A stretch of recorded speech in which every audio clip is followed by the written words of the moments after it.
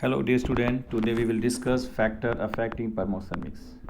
Marketing के अंतर्गत या फंडामेंटल मार्केटिंग में प्रमोशन चैप्टर में ये एक इम्पॉर्टेंट टॉपिक है। इससे पहले हम प्रमोशन का मीनिंग, उसके ऑब्जेक्टिव्स एक्सेट्रा और इससे जस्ट पहले वाली वीडियो में हम प्रमोशन मिक्स का मीनिंग और उसके एलिमेंट्स को डिस्कस कर चुके हैं। उसके बाद मेन टॉपिक है आपका factors affecting promotion mix. Factor affecting promotion mix को डिस्कस करने से पहले हम एक बार इसके मीनिंग को भी थोड़ा डिस्कस कर लेते हैं। हालांकि हम मीनिंग को पिछले वीडियो में डिस्कस कर चुके हैं। Meaning: promotion mix is the combination of various promotional elements, example advertising, personal selling, publicity, sales promotion techniques used by marketer to create, maintain, increase demand of the product and persuade the customer to buy the product. Promotion mix is the name given to the combination of methods used in the communication with customers. इसका अर्थ है कि promotion mix different type के promotional element का एक combination है। वो elements क्या हैं? Advertising, personal selling, publicity, public relation और सेल्स प्रमोशंस, जिनका एक मार्केटर कंज्यूमर को इन्फॉर्मेशन देने, कंज्यूमर के बीच में प्रोडक्ट की डिमांड्स को क्रिएट करने, उसको मेंटेन करने और कंज्यूमर को पर्टिकुलर प्रोडक्ट को परचेज करने के लिए उत्तेजित या स्टिमुलेट करने के लिए यूज़ किया जाता है। सो वी कैन से कि प्रमोशनल जो टूल्स हैं उनकी इंटीग्रेटेड फॉर्म, उनका ब्लेंड या उनका मिक्सचर ही क्या कहलाता है? प्रमोशन मिक्स कहलाता है। अब इस प्रमोशन मिक्स क्या हो जिससे मार्केटिंग के ऑब्जेक्टिव्स या प्रमोशन के ऑब्जेक्ट पूरे हो सके। मिक्स का मतलब है कि प्रमोशन के जो एलिमेंट्स हैं उन एलिमेंट्स को कौन कौन से एलिमेंट को यूज़ किया जाए, या जो एलिमेंट एक से ज़्यादा यूज़ करते उनका मिक्सचर क्या हो, उनका रेशियो क्या हो, जिससे आप अच्छी तरह से अपनी बात को, अपने मैसेज को कंज्यूमर तक कम्युनिकेट कर सकें और डिमांड या उसको परचेज करने के लिए राज़ी कर सकें। तो कोई भी ऐसा आइडिया नहीं है जिसके आधार पे कहा जा सके कि ये प्रमोशन मिक्स का मिक्सचर बेस्ट होगा या ये ऑप्टिमम होगा।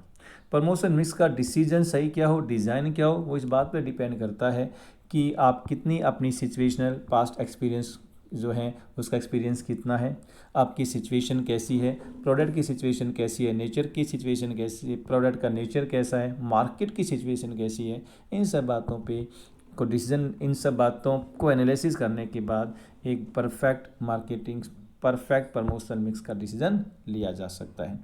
प्रमोशन मिक्स क्या होगा, इस पे बहुत से फैक्टरों पे ये डिपेंड करता है। So there are so many factor हैं जो प्रमोशन मिक्स के डिसीजन का प्रमोशन मिक्स को प्रभावित करता है। लेट्स स्टार्ट अफेक्टिंग फैक्टर या factor affecting of promotion mix. तो dear student, factor affecting promotion mix में वो फैक्टर शामिल किए जाते हैं जो प्रमोशन मिक्स के डिसीजन को प्रभावित करते हैं। तो इसमें सबसे फर्स्ट फैक्टर आता है nature of the product. Nature of the product promotion mix को प्रभावित करने वाले फैक्टर में सबसे मेन है और सबसे इम्पोर्टेंस भी रखता है। Nature product, we know that कि डिफरेंट टाइप के जो प्रोडक्ट हैं उनका अपना एक नेचर होता है। Nature means different types of product हैं, तो उसी हिसाब से उनका अपना नेचर हो जाता है। तो प्रमोशन मिक्स के कौन से फैक्टर को, कौन से एलिमेंट्स को यूज़ किया जाएगा वो इस बात पे भी डिपेंड करता है कि इस प्रोडक्ट का नेचर कैसा है। फॉर एग्जांपल इंडस्ट्रियल प्रोडक्ट वो प्रोडक्ट होते हैं जो फर्दर किसी कंज्यूमर प्रोडक्ट को प्रोड्यूस करने में यूज़ किए जाते, उनकी फर्दर प्रोसेसिंग की जाती है और आफ्टर दैट कंज्यूमर प्रोडक्ट तैयार होते हैं। तो इंडस्ट्री प्रोडक्ट का एक नेचर ऐसा होता है कि वो टेक्निकल होते हैं, वो एक्सपेंसिव होते हैं, उनको डेमोन्स्ट्रेशन की आवश्यकता होती है। इसलिए इंडस्ट्री प्रोडक्ट में प्रमोशन मिक्स में सबसे ज़्यादा पर्सनल सेलिंग को यूज़ किया जाना चाहिए।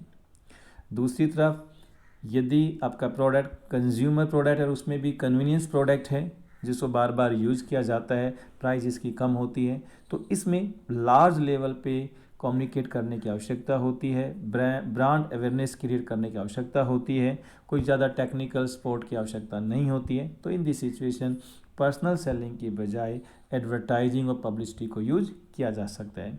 दूसरा, यदि प्रोडक्ट का नेचर ऐसा है जो टेक्निकल नेचर है, यानी टेक्नोलॉजी उसमें यूज़ होती है, टेक्नोलॉजी को समझाना ज़रूरी है कस्टमर को, ताकि वो उस प्रोडक्ट को अच्छी प्रकार से यूज़ कर सके।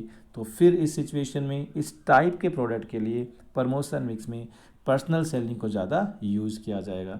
दूसरी तरफ कंज्यूमर प्रोडक्ट है, वो लो प्राइस प्रोडक्ट है, तो ऑटोमेटिक इस सिचुएशन में लो प्राइस है, तो फिर इस सिचुएशन में आपको मास कम्युनिकेट करना पड़ता है, लार्ज लेवल पर कंज्यूमर फैले होते हैं, तो वहाँ आपको एडवर्टाइजिंग और पब्लिसिटी आपको यूज की जानी चाहिए।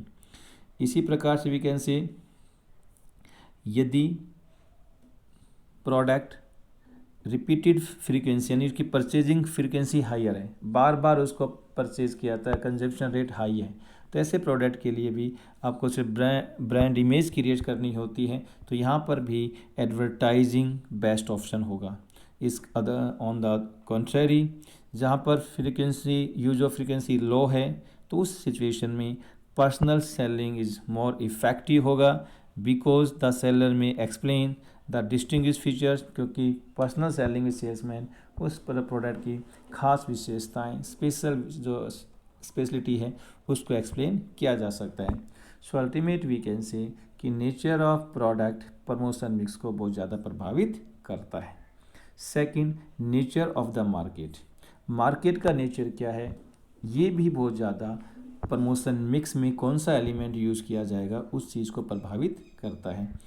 यदि नेचर ऑफ मार्केट में मार्केट का नेचर कैसा है, मार्केट का नेचर का मीन्स साइज़ कैसा है, उसके कंज्यूमर कैसे हैं, कंज्यूमर का जो डेमोग्राफिक स्ट्रक्चर है वो किस प्रकार से है, प्रोस्पेक्टिव कंज्यूमर ज़्यादा हैं या कम हैं।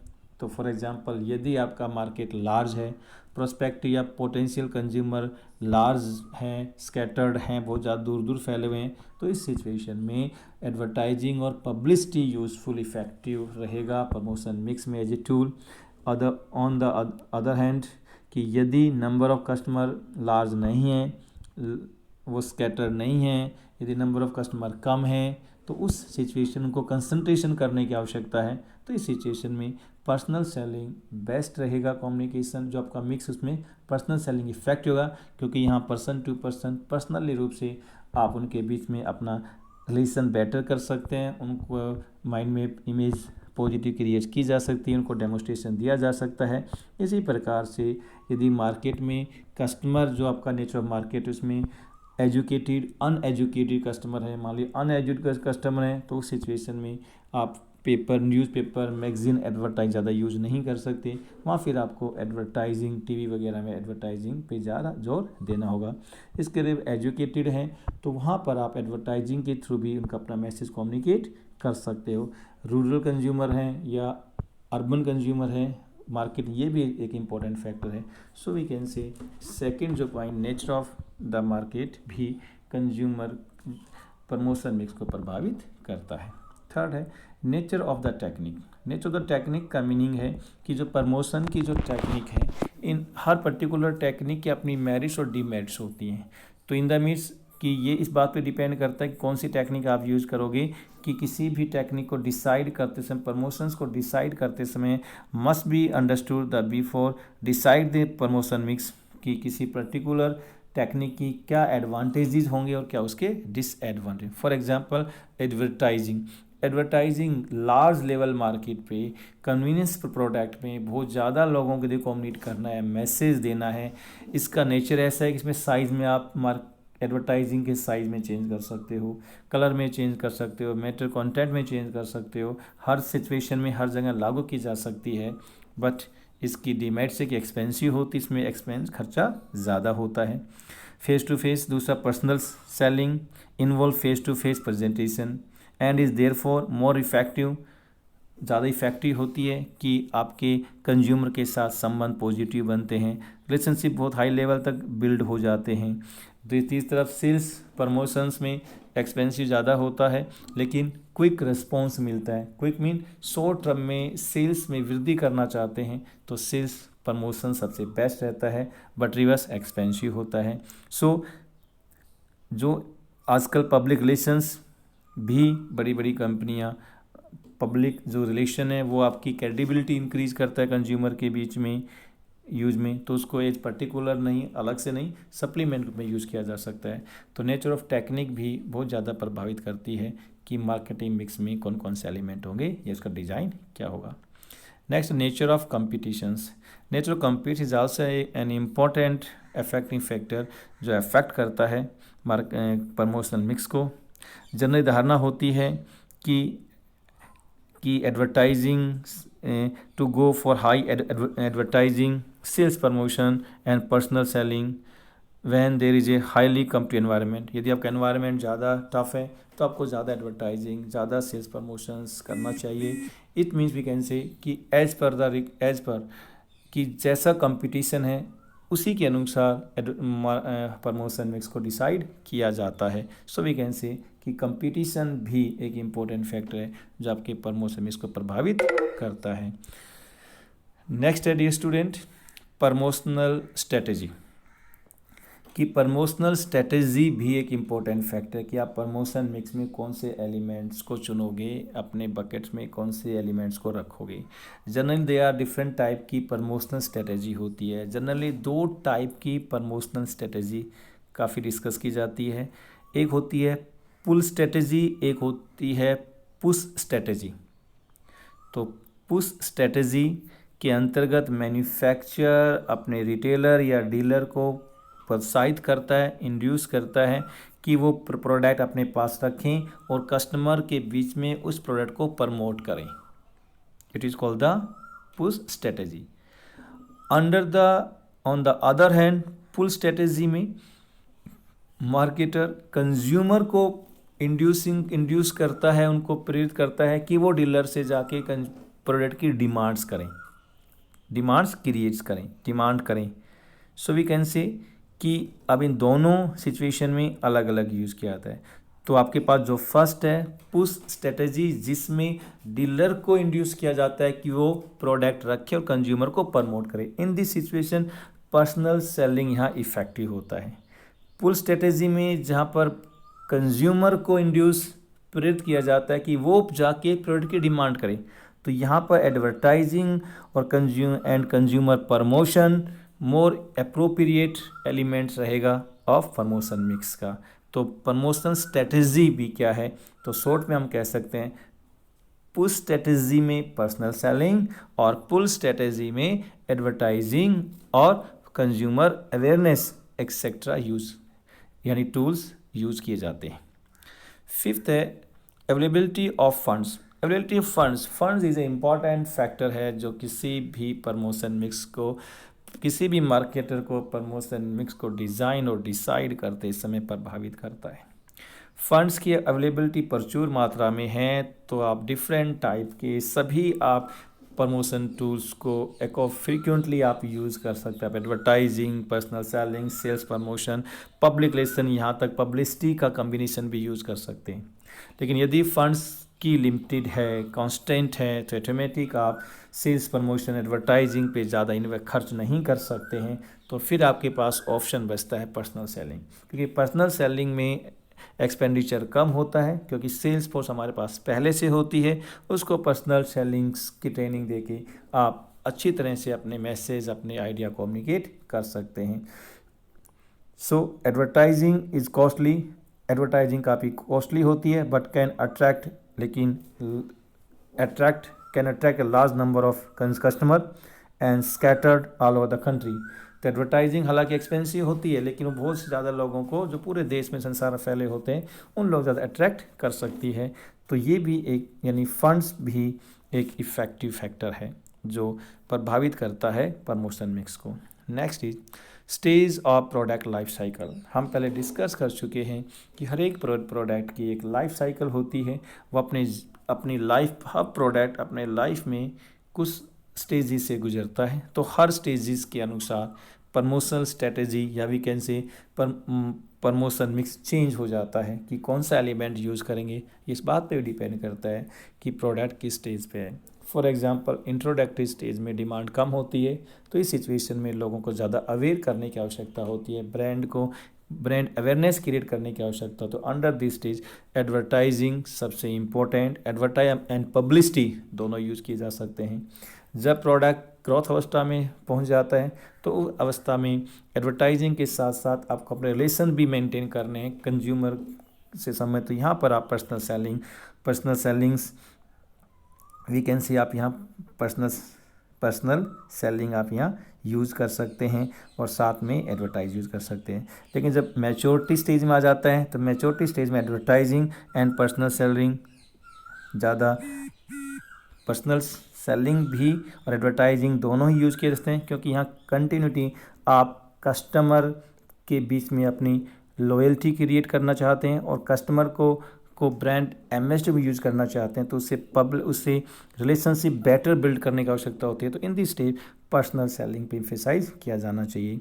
नेक्स्ट, जब डिक्लाइन अवस्था आती है तो डिक्लाइन अवस्था में सभी प्रमोशनल खर्चे कम किया जाता है, तो इनको सभी एलिमेंट्स को रिस्ट्रिक्ट करना चाहिए। सो स्टेजेस पे भी, यानी प्रोडक्ट की लाइफ साइकिल क्या है, इस बात ये भी एक इफेक्टिव फैक्टर है जो प्रभावित करता है कि प्रमोशन मिक्स में कौन से एलिमेंट होंगे। नेक्स्ट, रेडीनेस ऑफ बायर्स, जो बाइंग परचेज होती है, जो प्रोसेस ऑफ बाइंग होती है, it is also called the readiness of buyers. तो रेडीनेस ऑफ बायर के डिफरेंट स्टेजेस होते हैं, यानी different tools are effective in different stage of buyers readiness. तो जब बायर किसी चीज़ को परचेज करने तैयार होता है तो उसकी जो बाइंग प्रोसेस होती है उसके डिफरेंट जो स्टेजेस होते हैं उसी हिसाब से प्रमोशन मिक्स के एलिमेंट्स भी यूज किए जा सकते हैं। For example, first awareness stage, इसमें कंज्यूमर प्रोडक्ट के बारे में, ब्रांड के बारे में जानकारी नहीं होती, तो इन दिस स्टेज एडवर्टाइजिंग और पब्लिसिटी इफेक्टिव रहते हैं। नेक्स्ट, कंप्रीहेंसिव स्टेज में उसको जानकारी हो जाती है, तो इस स्टेज में एडवर्टाइजिंग और पर्सनल सेलिंग दोनों फैक्टर यूज किए जा सकते हैं। कन्विंसनल स्टेज, यानी इस स्टेज में जानकारी भी हो जाती है, ब्रांड के बारे में नॉलेज भी हो जाती है, तो इस स्टेज में परचेज करना चाहता है कंज्यूमर लेकिन उसको एक डिसीजन नहीं ले पा रहा होता है, तो यहाँ सेल्स पर्सन के द्वारा इफेक्टिव इमेज, यानी पॉजिटिव इमेज की जाती है और एक लास्ट उसको मजबूर किया जाता है परचेज करने के लिए। तो यहाँ पर सेल्स, पर्सनल सेलिंग और सेल्स प्रमोशन अट्रैक्टिव स्कीम देके आपका कंज्यूमर को परचेज करने के डिसीज तक आप पहुँचा सकते हैं या पहुँच सकता है। फिर the latter stage, personal selling and sales promotions are more effective. तो लास्ट जो स्टेज आती है, लास्ट स्टेज जो इसकी है, उसमें पर्सनल सेलिंग और सेल्स प्रमोशन इफेक्टिव टेक्निक रहती हैं। सो वी कैन से कि रेडीनेस ऑफ बायर्स के क्या स्टेजेस हैं, कि बायर किस स्टेज पे है परचेज करने की, तो वो भी एक इम्पोर्टेंट फैक्टर जो प्रमोशन को प्रभावित करता है। आई थिंक ये आपको क्लियर हो गया होगा। एक इम्पोर्टेंट टॉपिक है और यदि आपको फिर भी कोई आवश्यकता हो तो आप मेरे से कॉन्टैक्ट कर सकते हैं।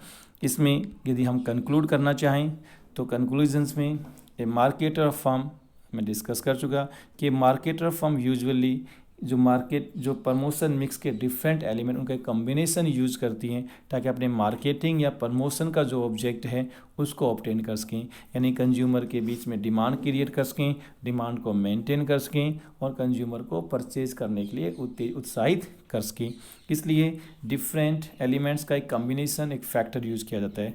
तो कोई भी आइडिया नहीं है कि आप उसको बेस्ट क्या होगा, तो उसके लिए देयरफॉर देयर आर डिफरेंट जो अफेक्टिंग फैक्टर है उन सब का डीपली एनालिसिस करने के बाद एक ऑप्टिमम या परफेक्ट प्रमोशन मिक्स डिज़ाइन किया जाता है। तो अफेक्टिंग फैक्टर की स्टडी किए बगैर आप बेस्ट या परफेक्ट प्रमोशन मिक्स डिज़ाइन नहीं कर सकते हैं।